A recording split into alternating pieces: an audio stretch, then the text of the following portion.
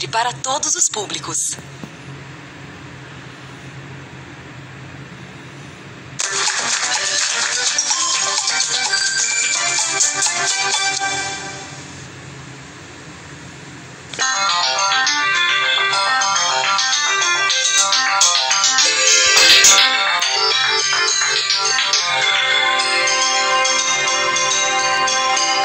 Atenção!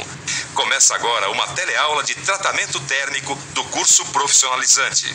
Você vai assistir a teleaula de número 2. Bons estudos!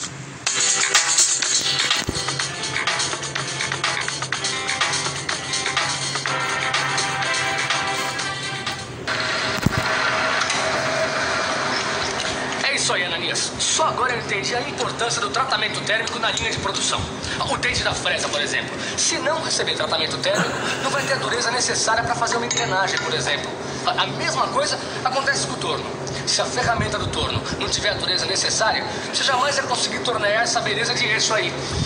Caio, o tratamento térmico é realmente uma mão na roda na linha de produção. Agora você não percebeu o outro lado da moeda. Porque o aço que eu usei para fazer esse eixo aqui, ele também recebeu um tratamento térmico, só que para amolecer o aço. Peraí, você está querendo dizer que o tratamento térmico também serve para baixar a dureza do aço? É isso aí, Caio. O tratamento térmico, ele tanto serve para endurecer quanto para amolecer o aço, dependendo da necessidade. Tá vendo só? A ferramenta do torno e a matéria-prima a ser torneada. Duas situações extremas e opostas da alteração das propriedades do aço. É importante saber que as diferenças entre os constituintes do aço também podem alterar a sua dureza.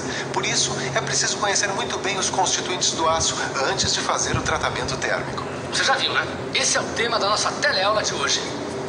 Nessa teleaula, a gente vai aprender quais são os constituintes dos aços comuns ao carbono em temperatura ambiente. E vai ficar sabendo que o aço muda a sua estrutura quando é submetido a um tratamento térmico. Quem diria, hein? Tratamento térmico para amolecer o aço e tratamento térmico para endurecer o aço. E para entender isso direitinho, a gente precisa saber quem é quem lá dentro do aço. Vamos nessa? Nossa teleaula está começando.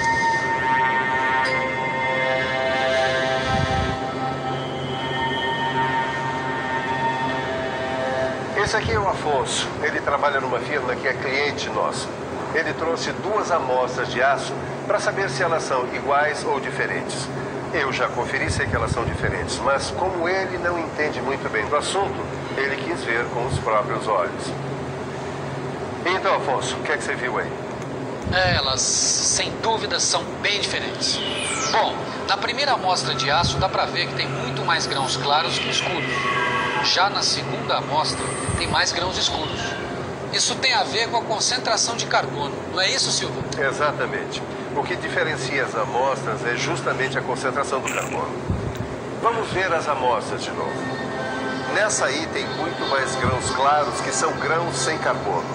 Os grãos escuros são os que têm carbono. Como nesse caso existem mais grãos claros, quase sem carbono, a gente diz que esse aço tem baixo teor de carbono. Nessa outra amostra, a coisa muda de figura. Repare que tem mais grãos escuros, ricos em carbono. Ou seja, esta amostra tem mais carbono. Nesse caso, trata-se de uma amostra com médio teor de carbono. Peraí, pelo que eu sei, quanto mais carbono, mais duro é o aço, é isso? É isso aí, Afonso. Quanto mais carbono, maior a dureza. Isso acontece justamente por causa dos grãos escuros, mais resistentes, mais duros.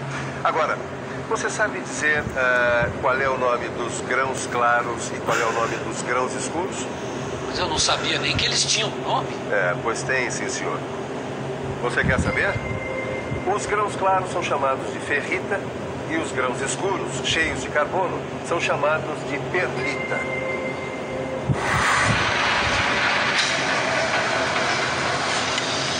Agora eu entendi, Ananias. Grãos claros, ferrita, pouco carbono. Grãos escuros, perlita, muito carbono. Tá tudo guardado aqui, ó. Então vamos ver se você entendeu o espírito da coisa. Me diga aí, qual é o aço que tem mais perlita?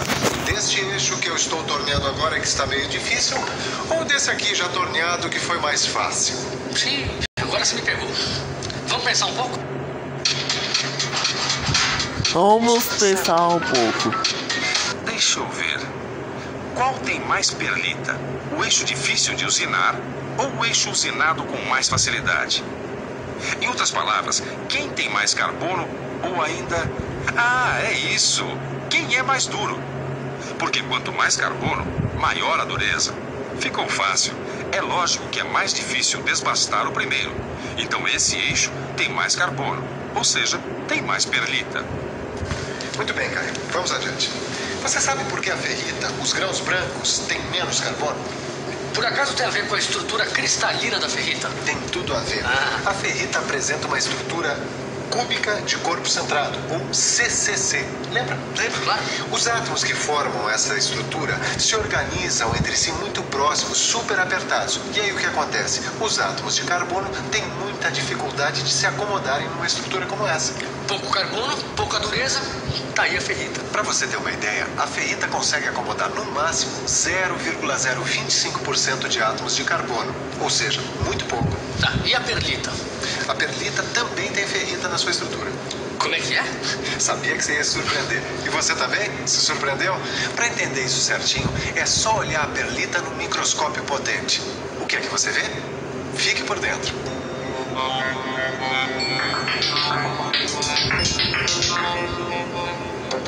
Olha só, se a gente ampliar várias vezes um grão escuro ou perlita, vai perceber que ele é formado por uma sequência de linhas ou lâminas claras e escuras. As lâminas claras, para variar, são ferrita. E as lâminas escuras recebem o nome de cementita. Ou seja, na perlita tem ferrita e cementita. A estrutura da cementita é constituída de 12 átomos de ferro e 4 de carbono. É a presença desses carbonos que garantem a dureza da cementita. Você sabe dizer se é só o ferro e o carbono que determinam as propriedades do aço? E será que dá para melhorar essas propriedades adicionando outros elementos? Para responder essa pergunta, nós vamos fazer uma comparação. Vamos perguntar para as pessoas que usam essa pista aqui para fazer exercícios se elas tomam vitaminas para melhorar o desempenho. Tomo vitamina. Não tomo.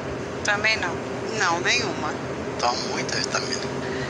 Deu para perceber que essas pessoas são esportistas apenas nas horas vagas, mas mesmo assim, algumas tomam vitaminas. Agora, se fossem atletas profissionais, a coisa ia mudar de figura. Em competições de alto nível, para bater recordes e estar entre os primeiros, os atletas precisam de dietas especiais e reforços vitamínicos para melhorarem ainda mais seus desempenhos. Pois com o aço acontece algo similar. É possível melhorar o seu desempenho, quer dizer, suas propriedades. Só que no caso do aço, quem faz as vezes das vitaminas são os elementos químicos, como o níquel, o molibdênio, o tungstênio, o vanádio, o cromo e outros. Estes elementos podem ser adicionados durante a fabricação do aço, melhorando suas propriedades. Em resumo, você está dizendo que as propriedades do aço não dependem só do ferro e do carbono, é isso? Exatamente. Olha só, aqui está um aço vitaminado, quer dizer, um aço enriquecido com um elemento químico. Nesse caso aqui, o tungstênio. Interessante. Olhe lá. Pra gente é muito bonito, né? Mas ferrita e perlita devem estar ardendo no interior do aço. Não, peraí, vamos com calma, Afonso. Tudo que a gente viu até agora sobre os constituintes do aço, a ferrita, a perlita, a cementita, é com o aço em temperatura ambiente. Ué, mas não é a mesma coisa que com o aço incandescente? Não, nada disso, é diferente. Como o aço precisa de calor para ter um tratamento térmico, é muito importante a gente conhecer o que acontece com os constituintes durante o aquecimento do aço. Vamos ver o que acontece quando aquecemos um aço que tenha, por exemplo, 0,4% de carbono. A 300 graus Celsius ainda está tudo na mesma. A estrutura do aço é igualzinha à sua estrutura em temperatura ambiente. Ferrita e perlita. Mas isso começa a mudar a 760 graus Celsius. A ferrita continua estável, mas a perlita se transforma num outro tipo de grão, a austenita. Por fim, a 850 graus Celsius, toda a estrutura do aço se transforma em austenita. Olha só, este gráfico ilustra o aquecimento do aço. No eixo vertical temos as temperaturas e no horizontal temos os aços com diferentes teores de carbono. No nosso exemplo é só pegar a posição do aço com 0,4% e ir subindo para ver o que acontece. Veja, até 727 graus Celsius nada acontece. É a partir de 727 que as mudanças começam a ocorrer. Essa região, entre o momento em que a estrutura começa a sofrer mudanças até o momento em que tudo se transforma em austenita, é chamada zona crítica. E essa região em que tudo se transforma em austenita é a zona de austenitização. Vamos ver se eu entendi. Aço com 0,4% de carbono. Tá aqui. A temperatura começa a subir. Até 727 graus, tudo bem. A perlita e a ferrita continuam aqui. A partir daqui, a gente começa a entrar na zona crítica, ou seja, a ferrita e a perlita começam a se transformar em austenita. E a partir daqui, a gente entra na zona de austenitização, onde só dá austenita, é isso? Tá perfeito, cara. Agora repare que esses dois segmentos de reta indicam o momento exato em que cada aço passa da zona crítica para a zona de austenitização. E agora, olha só que interessante. O aço com 0,8% não tem zona crítica. Ele passa direto para a zona de austenitização.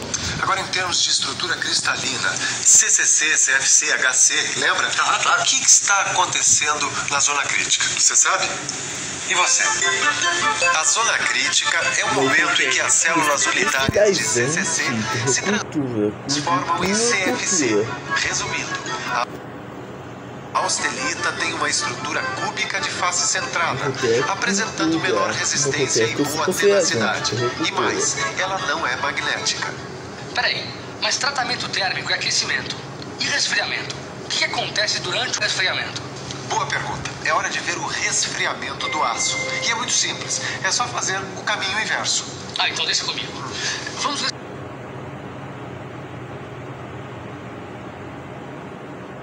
resfriar um aço com teor de 0,4% de carbono, que está a 850 graus. Ou seja, a estrutura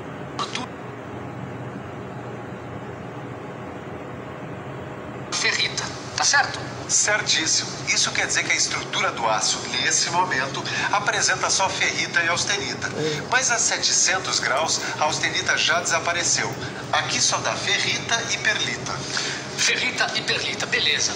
Resfriando o aço, voltamos a ter a sua estrutura original em temperatura ambiente, beleza? Opa, mas aqui tem um detalhe importante. Mas que detalhe? É o seguinte, esse resfriamento que a gente acompanhou pelo gráfico é como se o aço fosse retirado do forno e fosse resfriando lentamente em temperatura ambiente. Ué, mas pode ser diferente? Ora, mas claro que pode. Ah, olha só, veja o que aqueles dois operários estão fazendo. Olha, você pode, por exemplo, tirar o objeto do forno e mergulhá-lo diretamente na salmoura. Entendeu? O aço resfriado dessa maneira bruscamente cria um novo tipo de grão mais duro, a martensita. Martensita? Calma. E você aí em casa, calma também. Nas próximas teleaulas nós vamos ver isso em detalhe. Agora é a hora da revisão. Excelente ideia. E atenção, se liga aí que é a hora da revisão. Na teleaula de hoje, você viu que o tratamento térmico serve tanto para endurecer como para amolecer o aço. E que por isso mesmo é muito importante conhecer os seus constituintes.